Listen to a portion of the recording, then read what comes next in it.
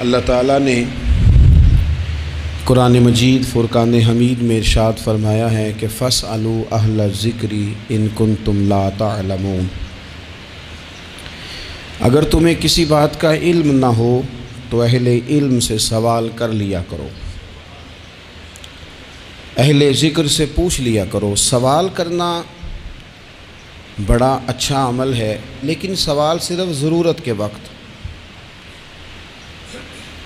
اس سوال کو پوچھا جائے جس سے جہالت ختم ہو، انسان کے علم میں اضافہ ہو، اپنے شعور کو بلند کر کے مسئلے کو سیکھ کر پھر بندہ اس پر عمل کرنا شروع کر دے۔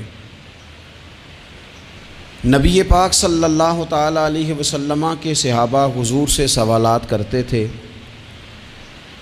امت کو اجازت دی گئی ہے کہ وہ اپنے علماء سے، اہل علم سے، ذی شعور لوگوں سے مشاورت کرے، اور جس چیز کا علم نہیں ہے وہ اس شعبے کے ماہر سے جا کر اس کے متعلقہ وہ رائے لے۔ بہت زبردست مفتی بھی ہو، جید قسم کا عالم ہو، کتاب و سنت پر، سیرت پر، تصوف پر اس کی پوری دسترس بھی ہو، تو پھر بھی اسے حکم ہے کہ اگر وہ بیمار ہے تو وہ ڈاکٹر سے رجوع کرے، اس سے وہ سوال پوچھے، اپنی تسلی کرے اور اپنے حفظان صحت کے اصولوں کے مطابق وقت گزارے، لیکن وہ ضرورت کا، بے تکا نہیں، غلط نہیں، بحث کے لیے نہیں۔ نبی پاک صلی اللہ تعالی علیہ وسلم نے اس کی حوصلہ افزائی ان الفاظ کے ساتھ فرمائی ہے جو ابو داؤد شریف میں موجود ہیں۔ حضور علیہ الصلوۃ والسلام نے فرمایا کہ جہالت سے نجات حاصل کرنے کا ذریعہ سوال ہے۔ سوال پوچھو تاکہ تمہاری جہالت دور ہو جائے، لیکن اس کے کچھ قاعدے، کچھ ضابطے، کچھ اصول ہیں۔ ہمارے ہاں کچھ عرصے سے یہ رجحان ہوا ہے کہ ابحاث، کثرت سوالات، ایسی باتیں جن کا اس انسان سے جو سوال پوچھ رہا ہے دور دور تک کوئی تعلق ہی نہیں بنتا، بے معنی اور بے مقصد اور بے محل گفتگو، بے موقع باتیں، یہ رجحان پکڑتی جا رہی ہیں سوسائٹی کے اندر۔ ہر شخص کو تجزیہ نگار بنا دیا گیا ہے، ہر شخص کو عالم بنا دیا گیا ہے، ہر شخص کو ڈاکٹر ڈکلیئر کر دیا گیا ہے، ہر بندہ اپنی مرضی کی رائے دے رہا ہے۔ اس کا نقصان یہ ہوا ہے کہ ملک تیزی سے غیر مستحکم ہوتا چلا جا رہا ہے۔ بگڑتے، بکھرتے، ٹوٹتے خیالات، بہت زیادہ جب باتیں ہونے لگ جاتی ہیں، بہت زیادہ جب بحثیں ہونے لگ جاتی ہیں تو وہ نفرتوں کو جنم دیتی ہیں، وہ اذیت کا باعث بنتی ہیں۔ قرآن مجید فرقان حمید آپ دیکھیے تو سورہ بقرہ میں سے جو آیہ کریمہ میں نے آج تلاوت کی ہے خطبے میں، اس میں اللہ تعالیٰ نے فرمایا ام تریدون ان تسألوا رسولکم کما سئل موسیٰ من قبل، کیا تم میرے نبی پاک علیہ السلام سے بھی اسی طرح ہی سوال کرنا چاہتے ہو جس طرح حضرت موسیٰ کی قوم نے ان سے کیے تھے؟ جس طرح پہلے حضرت موسیٰ علیہ السلام سے سوال کیا گیا تھا، تم بھی میرے رسول سے اسی طرح سوال کرنے کا ارادہ رکھتے ہو؟ کبھی بنی اسرائیل والوں نے کہا کہ ہمیں پتھر سے پانی نکال کے دیا جائے، کبھی کہا کہ ہمیں کھانا من و سلوہ دیا جائے، کبھی کہا کہ ہم اس وقت مانیں گے جب رب کو اعلانیہ دیکھ لیں گے۔ کیا تم میرے رسول سے بھی اسی طرح ہی سوال جواب کرنا چاہتے ہو؟ ضرورت کے لیے سوال ضرور کریں، یہ پہلا ہی سپارہ ہے۔ حضرت موسیٰ علیہ السلام کا زمانہ مبارکہ ہے۔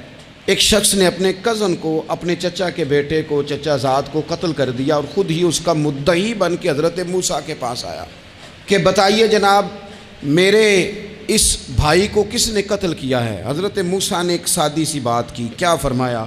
وَإِذْ قَالَ مُوسَىٰ لِقَوْمِهِ إِنَّ اللَّهَ يَأْمُرُكُمْ أَن تَذْبَحُوا بَقَرَةً۔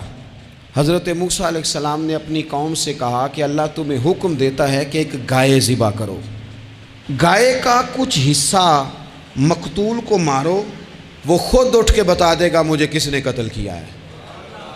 یہ پہلا سپارہ ہے قرآن مجید کا، آپ اس کو دیکھ لیں، یہ آیت نمبر 67 سے شروع ہو رہا ہے۔ تو اب وہ چونکہ ذبح کرنا نہیں چاہ رہا تھا، اس کو پتا تھا کہ مجرم تو میں خود ہوں، وہ ذبح چونکہ کرنا نہیں چاہ رہا تھا تو اس سے کہا کہ مارو ایک حصہ گائے کا، اس کو تو یہ اٹھ کے بتا دے گا۔ تو اس نے جواب کیا دیا؟ قالوا اتتخذون ہزوا، یعنی لگا آپ میرے ساتھ مذاق کرتے ہیں، کبھی ایسا بھی ہوا ہے؟ قال اعوذ باللہ ان اکون من الجاہلین، حضرت موسیٰ علیہ السلام فرمانے لگے میں اللہ کی پناہ مانگتا ہوں میں جاہلوں میں سے ہو جاؤں، ہر وقت مذاق کرتے رہنا یہ تو جاہلوں کا طریقہ ہے۔ کن کا ہے؟ حضرت موسیٰ نے کہا ہے، قرآن پاک ہے، ہر وقت مذاق کرتے رہنا۔ خوش طبعی اور چیز ہے، مسکراتے رہنا، لیکن کسی کا مذاق ہر وقت اڑاتے رہنا کن کا طریقہ ہے؟ جاہلوں کا۔ جب کہا نہیں ذبح کرنی ہے تو اب ذرا دیکھیے کرنا نہیں نہ چاہ رہے، قالوا ادع لنا ربک یبین لنا ما ہی، کہنے لگے اے موسیٰ پھر آپ نہ رب سے دعا کریں کہ وہ ذرا کھول کے بتائے وہ گائیں کس طرح کی ہو، ارادہ نہیں نہ ذبح کرنے کا، آپ دعا کریں۔ قال انہ یقول انہا بقرۃ لا فارض ولا بکر، فرمایا کہ رب کہتا ہے وہ گائے نہ بوڑھی ہو نہ زیادہ بچیا ہو، عوان بین ذالک، ان کے درمیان ہو، یعنی جوان گائیں ہو۔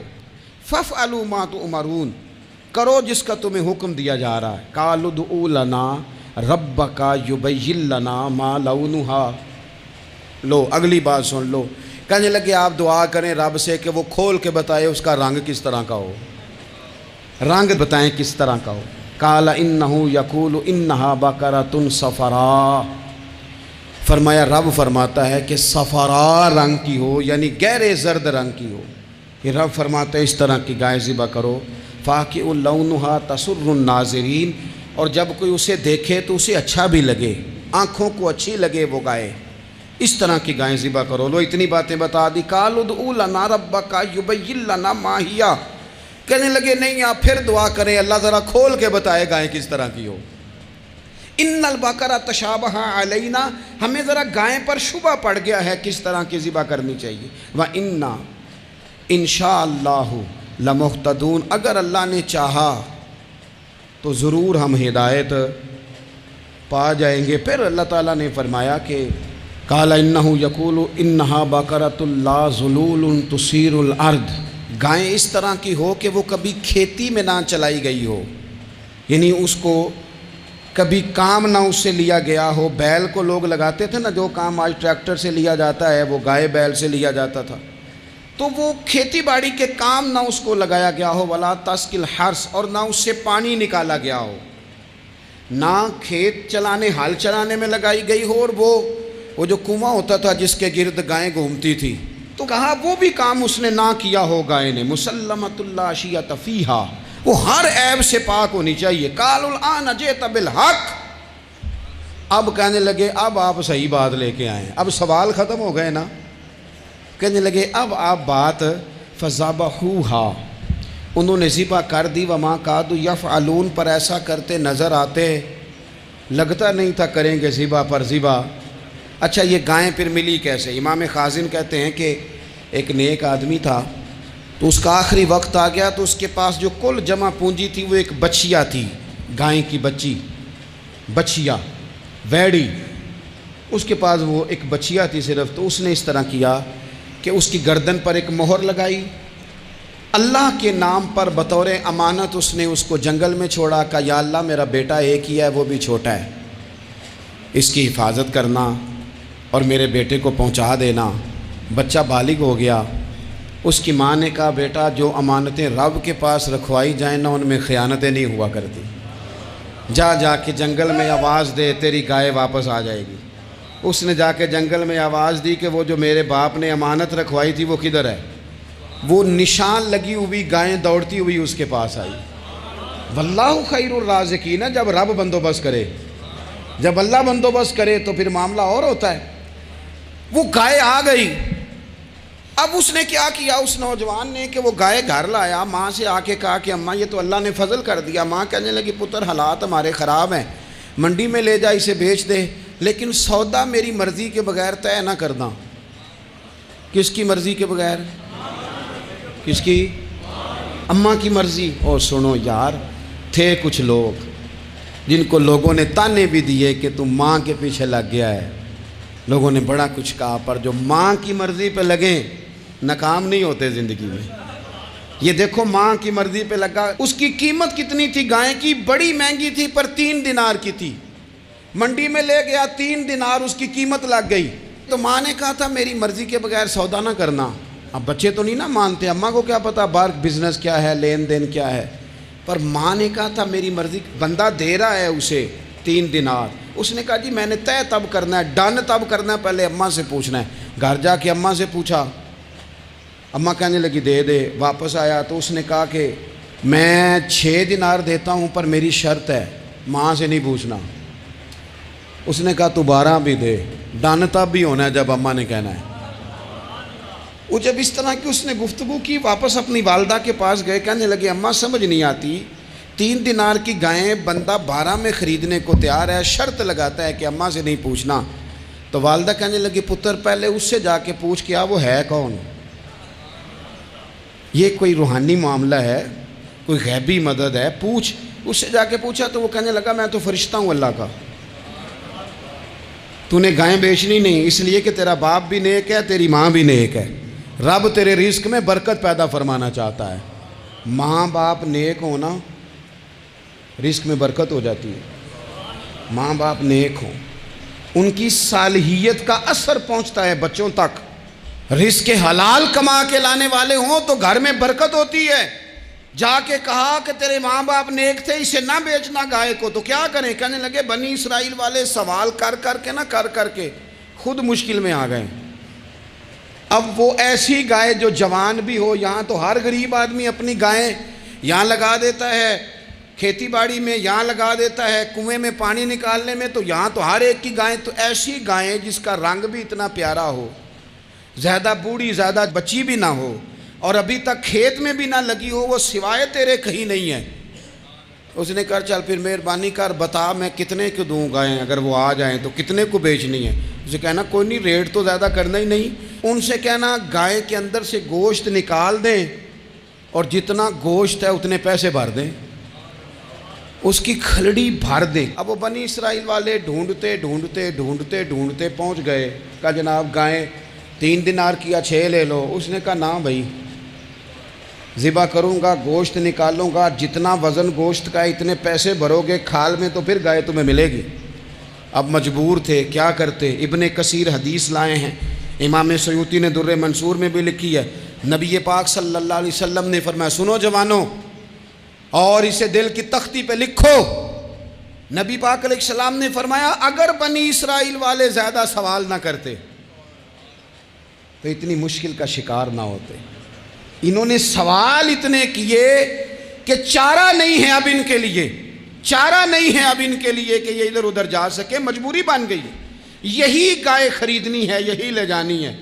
اب اتنا سارا مال جمع کر کے وہ گائے خریدی، ذبح کی، تو مقتول کو جب اس کا ایک حصہ مارا تو اس نے اٹھ کے کہہ دیا یہ جو مدعی بنا ہوا ہے نا، یہی تو میرا قاتل ہے، یہی تو میرا قاتل ہے، یہی تو ہے، اس نے یہ سارا کام کیا ہے۔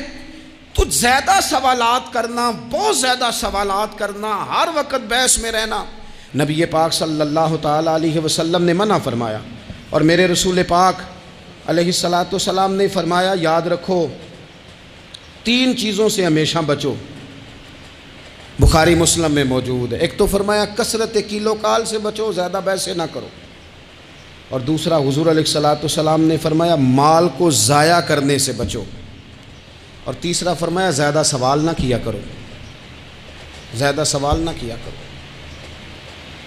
ایک مقام پہ نبی پاک علیہ السلام نے فرمایا حج فرض ہے، ایک صاحب نے اٹھ کے پوچھا حضور ہر سال؟ حضور خاموش ہو گئے۔ پھر پوچھا حضور ہر سال؟ سرکار خاموش ہو گئے۔ تیسری بار پھر پوچھا حضور ہر سال؟ نبی پاک علیہ السلام نے فرمایا زیادہ سوال نہ کیا کرو، میرے منہ سے نکل جاتا نا ہر سال فرض ہے تو رب نے ہر سال فرض کر دینا تھا، تمہارے لیے مشکل ہوتی۔ اور فرمایا جس چیز کے لیے میں تمہیں حکم دوں وہ کر دیا کرو، اور جس چیز میں تمہیں آزاد کر دوں اس میں آزاد ہو جایا کرو، زیادہ باریکیوں میں نہ جایا کرو۔ جن لوگوں نے بھی باریک بن کے چیزیں ڈسکس کرنی چاہی نا، الجھ گئے، تنگ آ گئے، اور جو کسی ایک دروازے کے فقیر تھے، ایک دروازے کے فقیر تھے، ایک دروازے کے فقیر تھے، کسی ایک راہ سے خیرات لیتے تھے، زیادہ الجھاؤ نہیں پیدا کیا انہوں نے۔ میں کہہ چکا ہوں علم حاصل کرنے کے لیے سوال ضرور کریں، لیکن بحث کے لیے اور الجھاؤ پیدا کرنے کے لیے، نئی سے نئی راہ تلاش کرنے کے لیے، یہ بات درست نہیں ہے۔ بلکہ بخاری مسلم میں ایک حدیث ہے جس کو پڑھ کے انسان بار بار سوچنے پہ مجبور ہو جاتا ہے کہ اس طرح بھی ہوتا ہے۔ حضرت انس بن مالک رضی اللہ تعالیٰ عنہ ارشاد فرماتے ہیں، ہم سب حضور کی بارگاہ میں بیٹھے تھے، بخاری مسلم ہے، نبی پاک علیہ السلام تشریف فرما تھے، حضور کی عادت مبارکہ تھی، جہاں موقع آیا حضور بیٹھ گئے۔ حضور زمین پہ جلوہ فراز تھے۔ صحابہ کرام نے سوال پوچھنے شروع کیے، یہ بھی بتائیں، یہ بھی بتائیں۔ کچھ نوجوان تھے، انہوں نے کچھ سوالات شروع کیے، انہوں نے بہت زیادہ سوالات کیے کثرت سے۔ تو حضرت انس بن مالک رضی اللہ تعالیٰ عنہ فرماتے ہیں بہت سوالات، جب زیادہ سوال ہو گئے نا، اللہ کے رسول صلی اللہ علیہ وسلم اٹھ کے نا ممبر پہ بیٹھ گئے، فرمایا پوچھو جو تمہارا جی چاہتا ہے میں بتاؤں گا، پوچھو، کرو سوال کرو۔ ایک شخص نے اٹھ کے عرض کی یا رسول اللہ میرا باپ کون ہے؟ فرمایا حذیفہ۔ دو لوگ اور اٹھے، یا رسول اللہ ہمیں لوگ تانے دیتے ہمارا باپ۔ فرمایا تمہارا باپ وہی ہے جس کی طرف تم منسوب ہو، اسی باپ کی جائز اولاد ہو۔ ایک بندہ اور اٹھا، اس کا لہجہ بھی کچھ اس طرح کا تھا، کہنے لگا حضور میں جنت میں جاؤں گا کہ جہنم میں؟ کئی دفعہ نا چیزیں راز میں رہیں تو وہ ٹھیک رہتی ہیں، لیکن جن کو راز کھولنے کا شوق ہو ان کے اپنے بھی کھل جایا کرتے ہیں، ان کے کھل جاتے ہیں، پھر وہ تکلیف میں آتے ہیں۔ یہ یاد رکھیں، حضور میں جنت میں جاؤں گا کہ جہنم میں؟ حضرت انس بن مالک کہتے ہیں کریم بولے، مور لگنے لگی، ہم کانپنے لگے۔ حضور نے فرمایا تو جہنم میں جائے گا، دوزخی ہے تو۔ بس جب وہ سناٹا چھا گیا، اب ڈر تھا کہ کچھ اور باتیں نہ، یہ کثرت سوالات کی وجہ سے حضور ناراض ہو گئے۔ کہتے ہیں فٹافٹ حضرت عمر اٹھے، فٹافٹ، اور کوئی معافی نہیں مانگی، کوئی بات نہیں کی۔ جناب عمر تھے نا، آئے عمر تیرے جملوں پہ مر جاؤں، ان راہوں پہ قربان جہاں سے عمر چلتے تھے۔ ہر حکمران تیری بات کرتا ہے، پر عمر تیرے ایک ایک فیصلے پہ میری اولادیں قربان۔ ایسا بھی شخص کوئی پلٹ کے دنیا میں آئے گا جیسا خطاب کے گھر عمر پیدا ہوا۔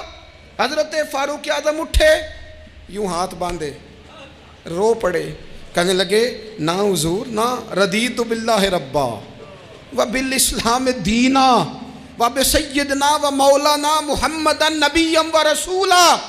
حضور ہم بڑے راضی ہیں کہ اللہ ہمارا رب ہے، سونیا بڑے راضی ہیں کہ دین ہمارا اسلام ہے۔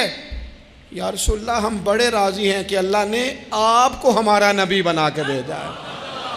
حضور بڑے، یوں ہاتھ باندھے، نہ ساڈا بولیا چولیا معاف کری، غلطی ہو گئی حضور جوانوں سے، نہیں ایسا حضور، نہ اس سے زیادہ کوئی پردہ نہ کھول جائے کہ رضیت باللہ ربا وبالاسلام دینا وبسیدنا ومولانا محمد نبی و رسولا۔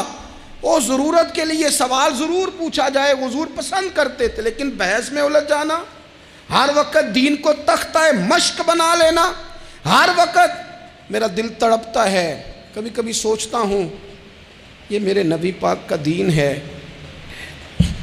کیا یہ صرف دنیا میں بحث کے لیے آیا ہے؟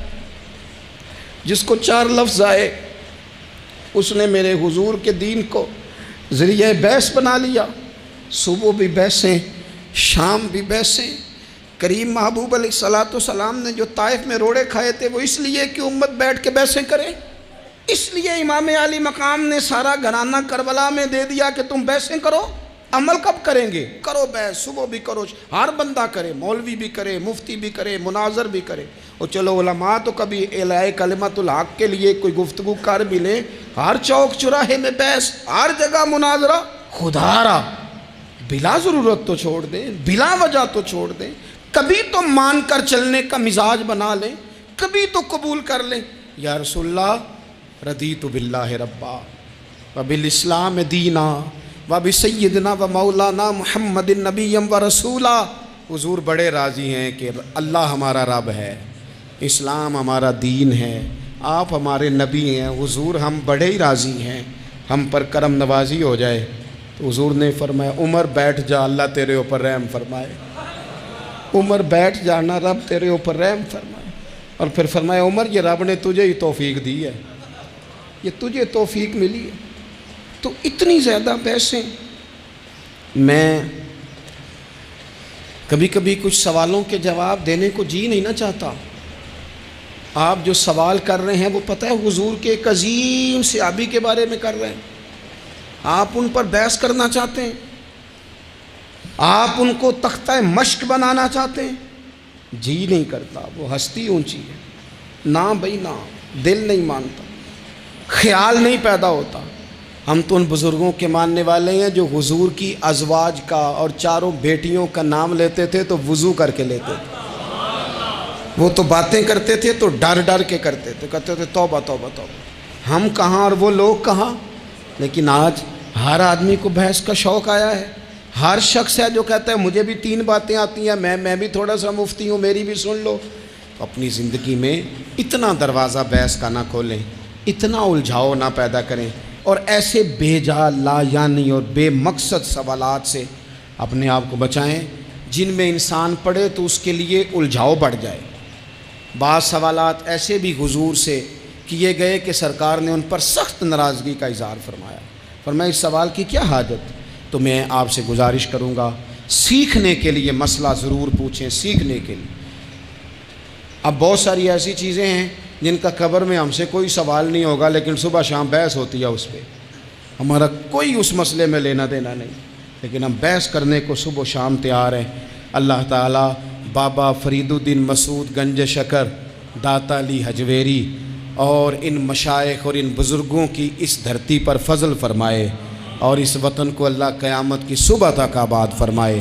آخر دعوانا ان الحمد.